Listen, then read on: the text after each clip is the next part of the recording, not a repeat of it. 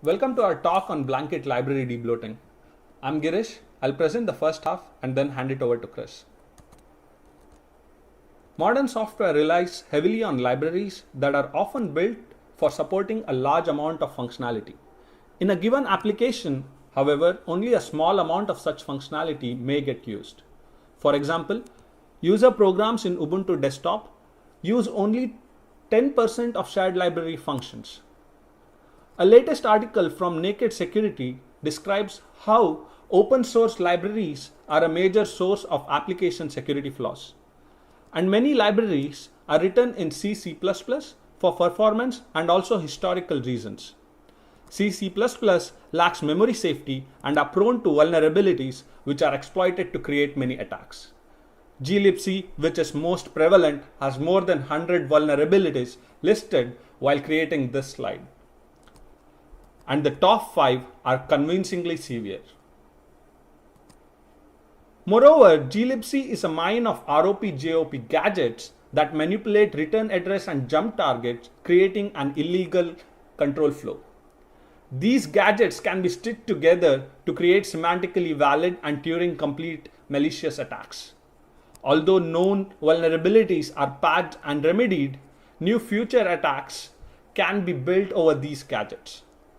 Hence, reducing the quantity and expressiveness of such gadgets, in other words, the attack surface, especially for libraries like glibc, is one of the key contributions of BlankIt. Debloating is downsizing the amount of unwanted code that is available for constructing an attack. Current security debloating approaches can be classified into two categories. Conservative ones that remove only those functions whose removal is deemed safe, example piecewise compilation, or aggressive ones which can break soundness and can lead to crashes, for example razor or chisel. Also, in terms of gadget reduction, these approaches debloat only about 60 to 80% of the attack surface and also do not handle glibc. In this work, we propose BlankIt, and the idea is to dynamically bring in only those library functions that are required at the application call site and then purge them after the return from the library. At a high level, at program start, BlankIt removes all the library code. When the application needs to call the library function, for example, function foo, BlankIt predicts and links the required functions for the library call, and when the call returns, all the library functions are delinked. In this way, BlankIt on average reduces 97% of the attack surface. What else BlankIt does? Current defense mechanisms that involve hardware such as ASLR and DEP cannot protect against advanced control flow hijack techniques like return to libc attacks. To defend and prevent against such advanced techniques, mechanisms like control flow integrity, memory safety have been invented, but they are still limited. BlankIt can augment these advanced techniques like CF5 and CPI to overcome some of these limitations. CF5 is a mechanism that attempts to restrict the program execution to legal paths only. However, computing a fully precise CF5 is intractable because of limitations in pointer analysis, presence of set jump, long jump, and mostly the inherent inability to distinguish between a legal and illegal dynamic control flow. Memory safety is a defense mechanism that prevents memory corruption by verifying the correctness of memory operations. While memory safety techniques like softbound plus CETS can prevent almost all control flow hijacking attacks, they incur overheads greater than 2x and hence are impractical to deploy online. Code pointer integrity uses memory safety only on pointers that can directly or indirectly modify control flow, thus lowering the overheads of a full memory safety mechanism. CFI and CPI are limited in handling control flow bending attacks, which is a generalization of non-control data attacks. Non-control data attacks lead to illegal control flow. For example, changing branch outcomes, corrupting function pointers, switch variables, etc. CFB, along with a dispatcher function can easily make CFI ineffective. Such dispatcher functions are commonly available in glibc. CFI also does not handle certain types of privilege escalation attacks. CFI and CPI must be augmented with other defense mechanisms for these specific attacks that fall outside their scope. New attacks undermine the current best practices of defense mechanisms, but BlankIt can tackle many of these limitations. For example, in this code derived from the related work, a user's credentials are verified with an input key in function service, and the result is assigned to the variable user. Input variable sum input can be manipulated by the program user, causing a buffer overflow at line 6 and lead to super user access at line 8. This attack is not handled by CPI or the latest CFI like PyCFI or MuCFI. But in the case of BlankIt, the call super user function is not predicted and the attack is detected. Apart from the common assumptions of trusted base, we assume application source is trusted and we target external libraries by treating them as a source of threat. Please refer to our paper for more details on the threat model. Normally, an overflow vulnerability can be exploited to jump to an arbitrary address within glibc. But with BlankIt, since the library functions are wiped out, jumping to an arbitrary address results in a fault. In BlankIt, the set of functions that can be read through the vulnerability is reduced by the prediction mechanism. Hence, a highly accurate yet lightweight prediction framework is critical to BlankIt's success.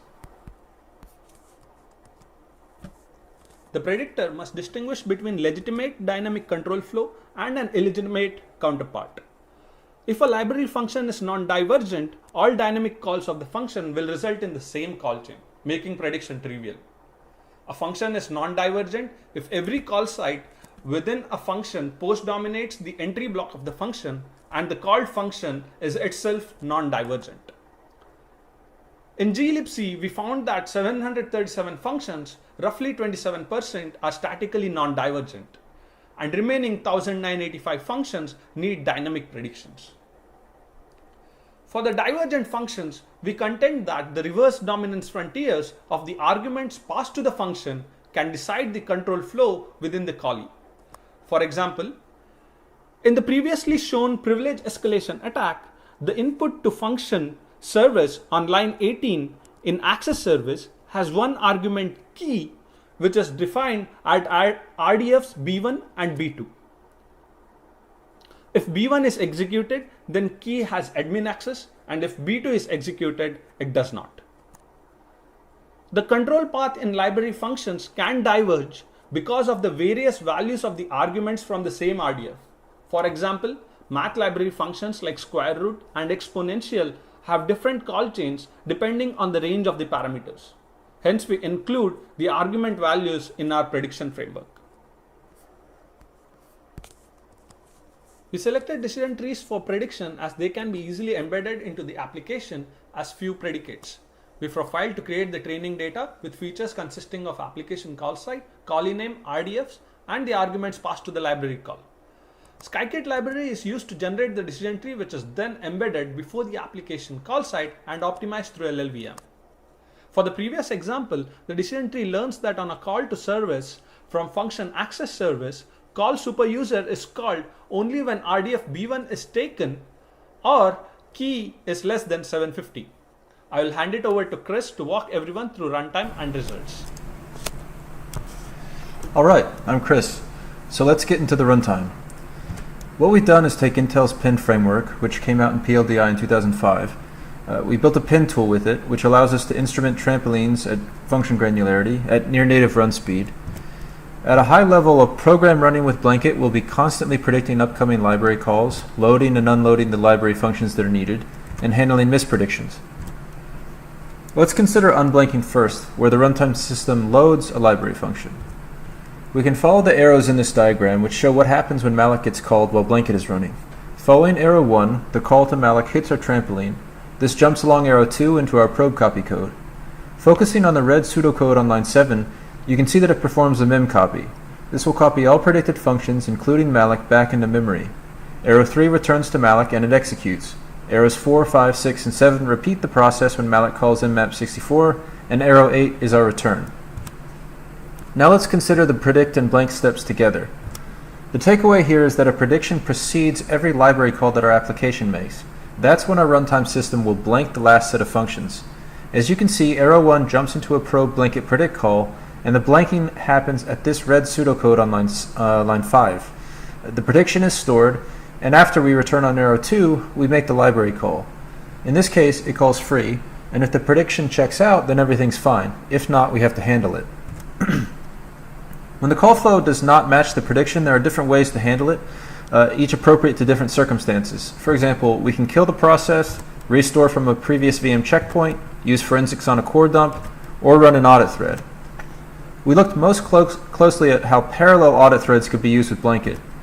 In this scheme, there's a parallel audit thread that handles mispredicts. When one happens, it loads the library and calls the mispredicted function within Valgrind's vimcheck. There are 3 cases we have to handle. Library calls with scalar arguments are the simplest. At runtime and on mispredict, the arguments are passed directly to the auditor. Pointer arguments require the auditor to track metadata of the pointer start address, type, and size. And library calls that maintain state cannot be independently repeated by mimcheck with just the input arguments. These calls have to be identified prior to runtime, and mimcheck must repeat all calls needed to recreate the state. To test the viability of this work, we use a standard desktop CPU with 32 gigabytes of RAM. We tested with a standard benchmark suite, spec CPU 2006, and to showcase BlankIt working on real-world applications with known security holes, we used Nginx and SSHD. Our main software stack included Ubuntu, Pin, and LLVM. We looked at performance, prediction accuracy, and security. What we found is that for CPU-bound processes like those in spec, BlankIt runs with about 18% overhead, and 16% of that is due to just glibc. Prediction accuracy averaged 94%, and ROP gadget reduction was 97%. In Nginx, the max overhead was about 10% total, but with 100% accuracy and 99% ROP gadget reduction. In SSHD, runtime overhead was negligible in our experiments, with 95% prediction accuracy and 98% ROP gadget reduction. This graph gives you an idea of the performance on spec. The x-axis shows each of the benchmarks, the y-axis shows normalized slowdown. The 3 bars for each benchmark are the native run, which is the baseline, BlankIt running on only glibc, and BlankIt running on all libraries. In most cases, the middle and rightmost bar are near equal. This is because glibc accounts for most of the overhead we see in spec. Again, there's about 18% average slowdown here on that 3rd bar. We've termed one of our optimizations lazy blanking. The idea is to keep the last set of executed library functions in memory so that if the subsequent library call invokes them again, they're already there. This table shows how much worse several of the benchmark's performance numbers get when you don't use lazy blanking. So the biggest difference is HIMR, which is 4.61x slower, and GCC is about 1.05x slower. This table shows BlankIt's prediction accuracy for Nginx and SSHD. You can see that Nginx's accuracy when serving the Wikipedia HTML homepage is 100%. The training was on a simple GET request to a site under construction page. The worst case accuracy was a test case for SSHD with 95% accuracy. We trained on a remote shell script that echoes hello world back to the client. The test case, commands 100, was more complex. 100 parallel processes were creating and changing directories, writing and reading from a file, and sending data back to the client. We looked at multiple security metrics, including a reduction in mapped library functions, ROP gadgets, and glibc functions with known CVEs, as well as a measure of gadget quality without and with BlankIt. You can see that we achieved around 90% or better code surface and glibc CVE function reduction, and the ROP gadget reduction was 98% or better. And gadget quality improved about 25%. Though SSHD did not degrade, Nginx ran slower with BlankIt. In one set of experiments, we varied the time of our Nginx workload but kept the payload constant. The worst case slowdown was 1.09x. We also varied the payload size but kept the workload duration constant. The worst case there was 1.04x. And all slowdowns for Nginx are under 10%. We'll walk through the Nginx attack example that shows how BlankIt could be a useful defense mechanism. This is figure 7 from Evans and others at MIT on their Control Jiu-Jitsu paper from CCS 2015. Both return statements invoke a function pointer called context output filter. It passes 2 arguments. One is part of the context struct itself and another is an input pointer.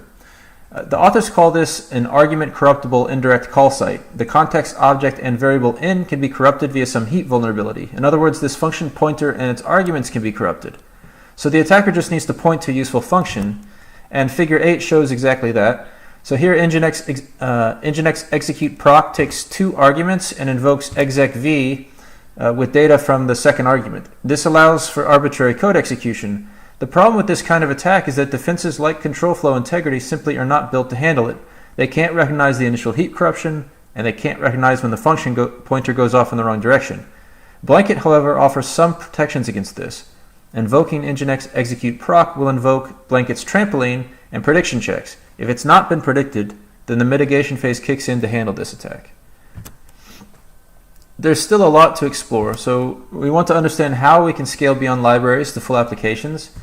And the mitigation component also deserves a closer look. We explored audit threads, but applying forensics on core dumps is an interesting path forward. And future optimizations include improving hoisting of BlankIt calls outside of loops interprocedurally, as well as dynamic invariant discovery to further limit blanking and unblanking calls. Now to conclude, BlankIt debloats practical, common, and CVE-ridden libraries, including glibc and libstd std++. It has a huge security benefit, reducing 97% of ROP gadgets. In 15 out of 17 spec benchmarks, it made the remaining gadgets even harder to work with. It offers protection on real-world software, and the prototype has a practical overhead of about 18%. All right, I hope you have a chance to read the paper, and thank you for listening to the talk.